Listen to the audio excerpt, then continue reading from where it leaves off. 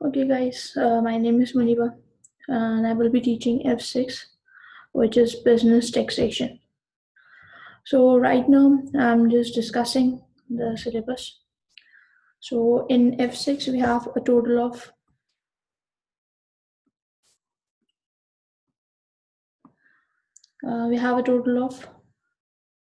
five areas. One is individual taxation.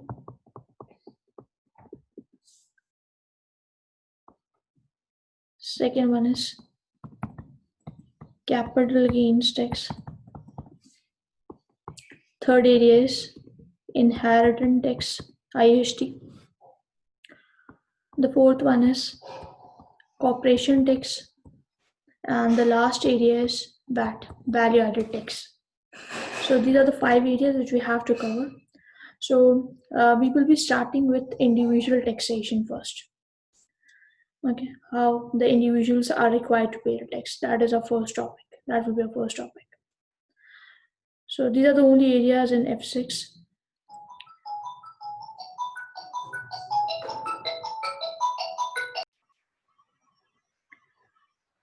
Okay, so in your paper we have a total of three sections: Section A, Section B, and Section C.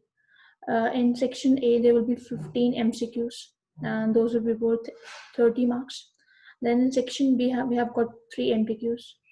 Again, that will be for 30 marks. Then finally, we have Section C, where we have 2 long questions. That will be for 40 marks. Okay, now we all know that for this paper, you must be knowing how to use Excel. Okay, so that I will teach you in the class. Okay, now first of all, we need to know that what is actually tax. So tax, that is a source of revenue for government. Okay, that is basically a source of revenue for the government. Okay, they will collect the tax from the individuals. Okay, so that is basically a source of revenue for the government. Okay, now basically we are studying UK tax. Okay, we are studying UK tax. So all the individuals in UK, they are supposed to pay the tax. Okay, so all the individuals in UK, they have to pay the tax. Okay, now remember one thing, that over here, whatever tax you will pay, that will be paid according to the tax year, which is also known as fiscal year. Okay, so over here, we will not follow any accounting period. Over here, we have to follow the tax year, the fiscal year. Okay, so you will pay tax according to the tax year. Now, your any tax year that starts at 6th of April of any year and it will end on 5th April of any year.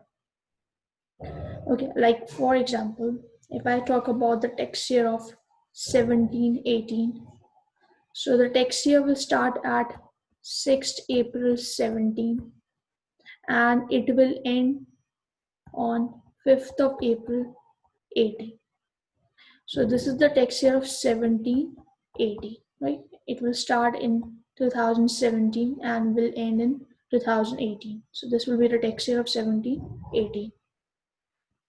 Now similarly, if I talk about the tax year of 1890, so again any tax year will start at 6th of April, right? So we are talking about 1890. So it means it will start in 6th April 18 and will end on 5th of April 90. So that will be 1890. Okay. Now if I talk about the tax year of 1920, so again the tax year will start at 6th of April, right? So 6th of April 19 and it will end on 5th of April 20. So that will be 1920, right? It will start in 19 and it will end in 20. So remember one thing, that all the calculations that will be according to the tax year. Okay, right now this is my relevant tax year 1920. Okay, so all your calculation that will be according to the tax year of 1920. But that is not necessary that every time he will make a question on the tax year of 1920. If the examiner wants, he can even make the text. He can even make the question for the tax year of 1819, 1718. So that totally depends upon your examiner. Okay, but right now this is a relevant tax year for us. Okay, so you will do all your calculation according to this tax year. So now whatever is happening before or after this tax year, that is of no concern. Okay, so in your question, you will simply focus on the tax year, which is very, very important.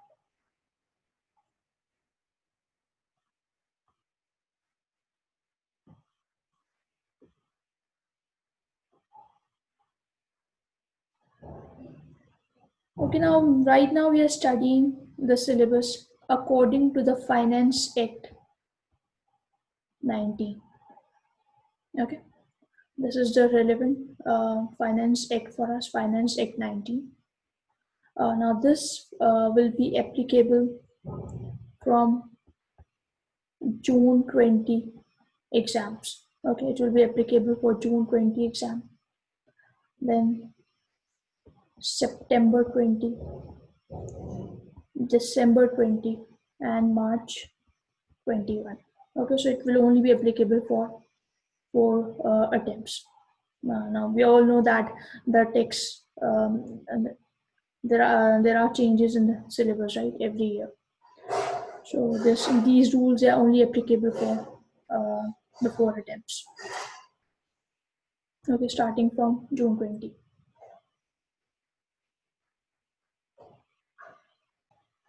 Okay, now let us take a example question so that we know how to use these text years.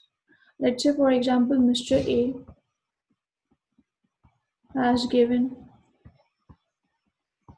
property on lease on 6th April 17 for, let's say, 3 years, and annual rent is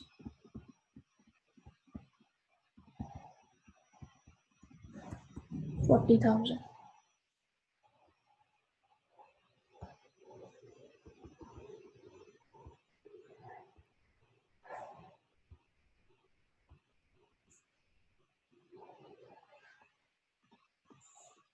Okay, now in your requirement, you have to tell that in which tax year this income will fall. Okay, so that is your requirement. You have to tell that in which tax year this income will fall. Okay, so he has to pay the rent of 40,000 for 3 years. Okay, and he took the property on lease on 6th of April 70. All right. So the tax year, we all know the tax year starts at 6th of April 17, right? And it will end on 5th of April 18. So it means, first of all, in the tax year of 17-18, he will be paying annual rent of 40,000. Okay, so now he will not only pay the rent for 1 year. He is required to pay the rent for 3 years. So it means in the tax year of 18-19, again he has to pay the rent of 40,000. Then 19-20, again he is required to pay the rent of 40,000. So that will make a total of 3 years, starting from 17-18, then 18-19, then 19-20.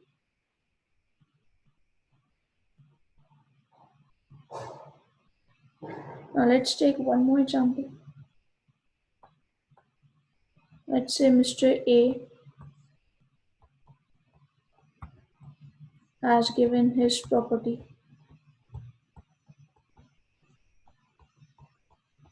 on lease on 1st July 18 for just 1 year. Annual rent is £50,000.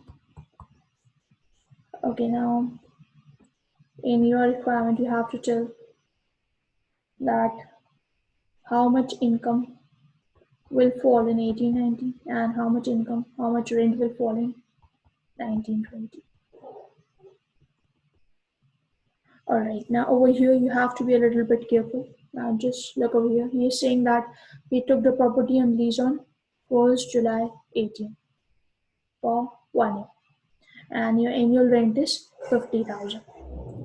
Okay, so we have to tell that how much income will fall in 1890 and how much income will fall in 1920. Now first of all, let us talk about the tax year of 1890. So we all know that the tax year will start on 6th of April 18 and it will end on 5th of April 19. Okay, but over here he took the property on 1st of July, right? So he didn't have the property from beginning of the tax year. Okay, he took the property on 1st of July. So it means now I'm not supposed to pay rent for the whole year. Okay, for 1819, the whole of the rent will not be taxable because he took the property on lease on 1st of July. Okay, so I have to count the months from 1st of July and you will go till the end of the tax year. Okay, so you will count your months from July till end of the tax year. So from July till April. So that is 5th of April. So it means we will be counting the months till 31st of March. So from July till 31st of March, that will make a total of 9 months, right? Okay. So it means this rent of 50,000, this will be prorated over 9 months into 9 divided by 12, right? Because this is annual rent. That is for 12 months. So that will give you 37,500. Okay. So it means in 1890, only 9 months rent will be taxable. Okay, you have to pay tax on 37,500.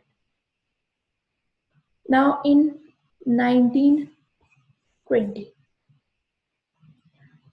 okay, you have to tell that how much income will be taxable in 1920. Right? Now he took the property for 1 year, out of which 9 months rent will be taxable in 1890. So it means rest of the rent that will be taxable in 1920. Okay, so that will be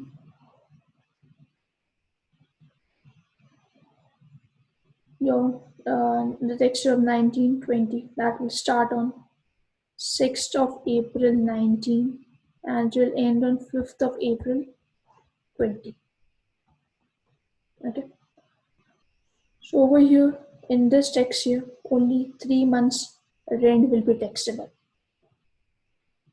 So it will be 50,000 into 3 divided by 12. That will be 12,500.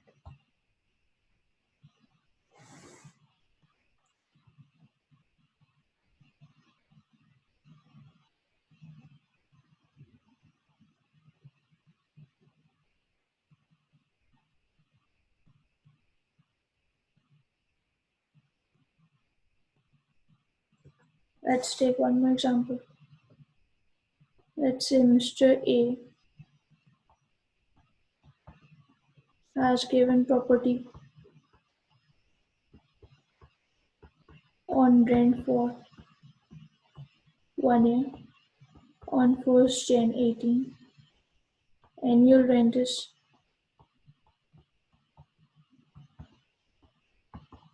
40,000.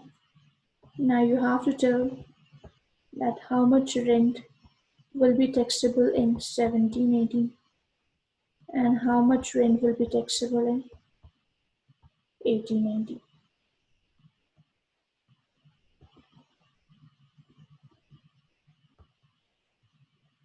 Alright, so again over here, he took the property on rent for 1 year, only for 1 year, on 1st Jan 18, okay, and annual rent is 40,000.